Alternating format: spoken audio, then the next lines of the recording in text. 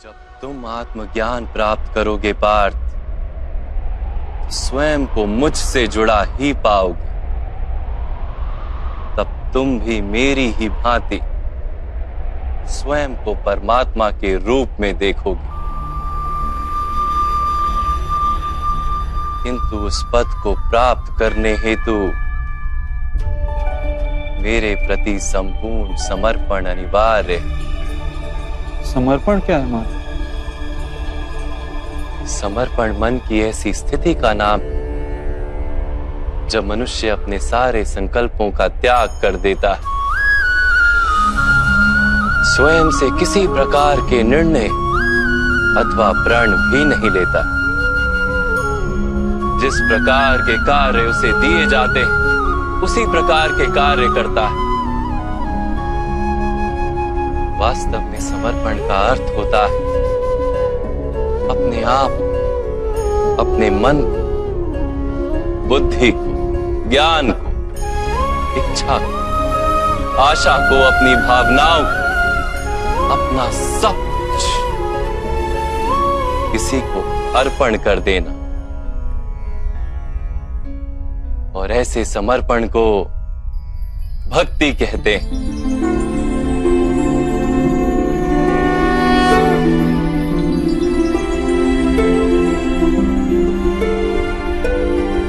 पत्नी का समर्पण पति की ओर, एक योद्धा का समर्पण सेनापति की ओर होता है। एक शिष्य के हृदय में गुरु भक्ति होती है। क्या ये सारी भक्तियां एक समान?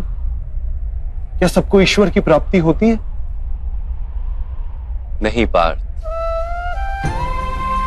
मनुष्य जिसके प्रति समर्पित होता है उसी के रूप में ढलने लगता है। उसके मन में कोई संदेह, कोई प्रश्न जन्म नहीं लेता। किसी दुष्ट के प्रति समर्पण उस मनुष्य के कार्यों को दूषित कर देता है। अंगराज कर्ण ने धर्म को जानते हुए भी द्यूत सभा में पांचाली को अपशब्द कहे थे। जो 5-5 पुरुषों के साथ संबंध रखती है, वैश्या होती है ऐसी स्त्रियां, वैश्या होती है ऐसी स्त्रियां। उसका कारण था अंगराज का भ्राता दुर्योधन के प्रति समर्पण। इस युद्ध में उन्हें जो दंड मिलेगा वो किसी जन्म या जाति के लिए नहीं, अथवा एक दुष्ट के प्रति समर्पण के लिए उन्हें दंड मिलेगा। इसलिए हे धनंजय, समर्पण उत्तम के प्रति होना आवश्यक है। उसी से मनुष्य उत्तम बनता है। लोहे की माला से अपराधी बांधा जाता है, पीतल की माला से मंदिर के दीपक को बांधा जाता है,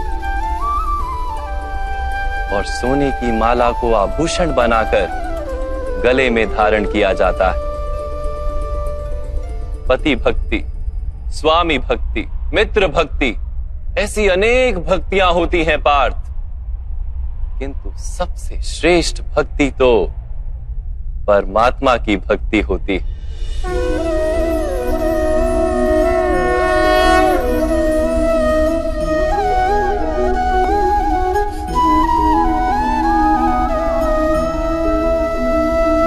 किंतु परमात्मा की भक्ति का सांख्य अथवा कर्म योग से क्या संबंध है? सांख्य योग के कारण मनुष्य स्वयं को आत्मा के रूप में जानता है। कर्म योग से वो जीवन के बंधनों से छूट जाता है,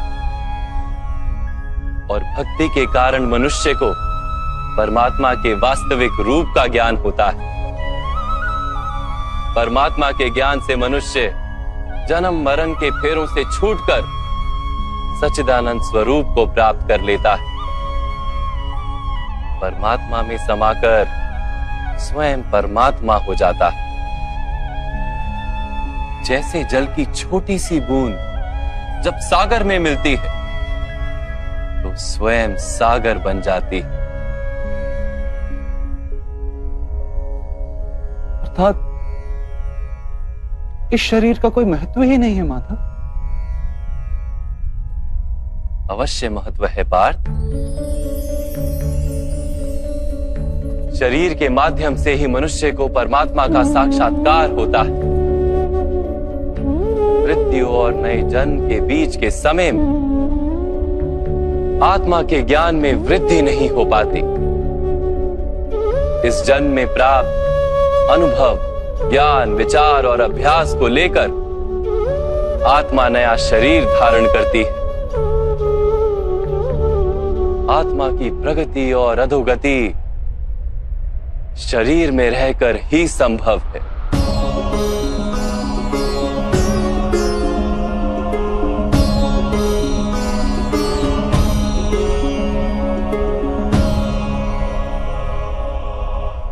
परंतु माधव, यहां उपस्थित व्यक्तियों का वध करके क्या हम उनके उद्धार की संभावना को नष्ट नहीं कर देंगे?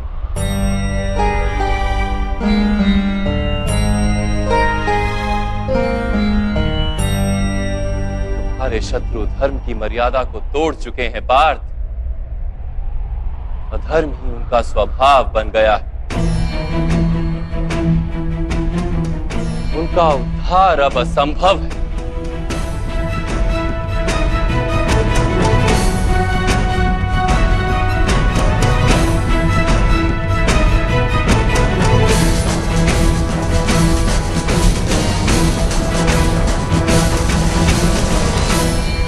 अपराधी को एक सीमा तक ही उद्धार का अवसर दिया जा सकता है। मैंने शिशुपाल के 99 अपराधों को क्षमा किया था, किंतु 100 अपराधों के पश्चात उसे दंड देना आवश्यक था। अपराधी को यदि अपराध करने दिया जाए तो उसका अधिक से अधिक पतन होता है।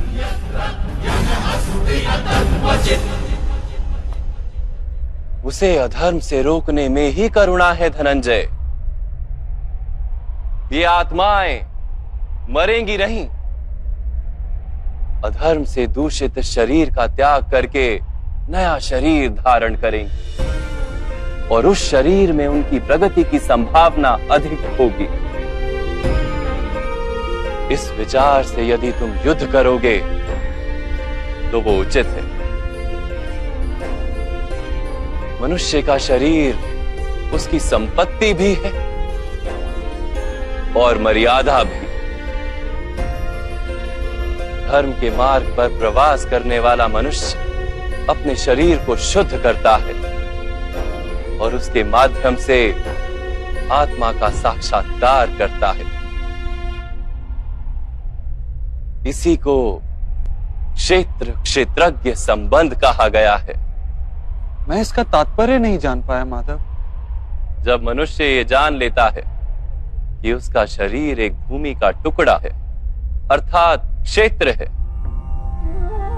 और वो उस शरीर में रहने वाला, उस शरीर को समझने वाला अर्थात क्षेत्रज्ञ है, तब वो शरीर के माध्यम से अपनी प्रगति साध पाता है। आत्मा शरीर में रहकर 3 गुणों का समतोलन करती है। तमस को घटाकर सत्व को बढ़ाने का उपाय करती है और ईश्वर की भक्ति करके परमात्मा के साथ एक हो जाती है। भक्ति कैसे की जाती है माधव? क्या समर्पण ही भक्ति नहीं? नहीं पार्थ, समर्पण तो भक्ति का प्रथम चरण है। वास्तव में भक्ति किसी कार्य का नाम नहीं, वो तो केवल मनस्थिति का नाम है। आवश्यक है कि मनुष्य जब तब यज्ञ, याग, यम, नियम, योग और स्वाध्याय के माध्यम से अपने अंतर को शुद्ध करे और परमात्मा के प्रति समर्पित रहे।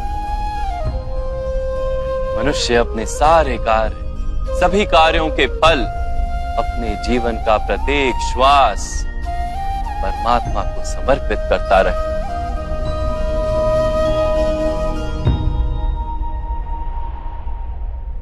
यदि भक्ति केवल मन की स्थिति तो जब तब आदि का क्या महत्व है माधव?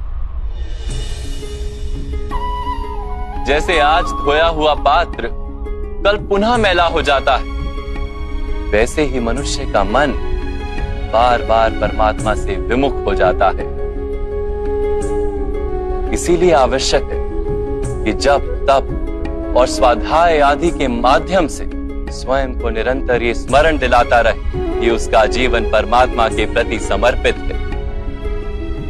किस तट पर डुबकी लगाई जाए इसका महत्व नहीं, महत्व है डुबकी लगाने का। भक्ति योग का एक ही सार है पार्थ, कि मनुष्य परमात्मा को अपना जीवन अर्पण करके परमात्मा की भक्ति करता रहे और सत्व गुण से युक्त संपत्ति को संभाल कर रखे। सत्व गुणी संपत्ति किसे कहा जाता है मां? अहिंसा सत्यम क्रोध त्याग शांति ही पेशुनम दया भूतेष्व लोलुप्त्वम मार्दवम वीर चापलम तेज क्षमा धृति शोचम द्रोहो नातिमानिता भवन्ति संपदम देवी अभिजातस्य भारत। बिना कारण तथा स्वार्थ के हेतु हिंसा करना अधर्म है पार्थ। वास्तव में अहिंसा ही परम धर्म है और उसके साथ सत्य, क्रोध ना करना, त्याग, मन की शांति, निंदा ना करना, दया भाव, सुख के प्रति आकर्षित ना होना, बिना कारण कोई कार्य ना करना, तेज, क्षमा, धैर्य, शरीर की शुद्धता, धर्म का द्रोह ना करना तथा अहंकार ना करना, इतने गुणों को सत्व गुणी संपत्ति या दैवी संपत्ति कहा जाता है। इसी से मनुष्य परमात्मा की अर्थात मेरी भक्ति कर पाता है, जीवन के कर्तव्यों का वहन करता है, धर्म की स्थापना करता है और कर्म के फल की आशा का त्याग करके जीता है। उसे मैं निस्संदेह इस जन्म में संतोष देता हूं और मृत्यु के पश्चात अपने ही अंतर में स्थान देता हूं।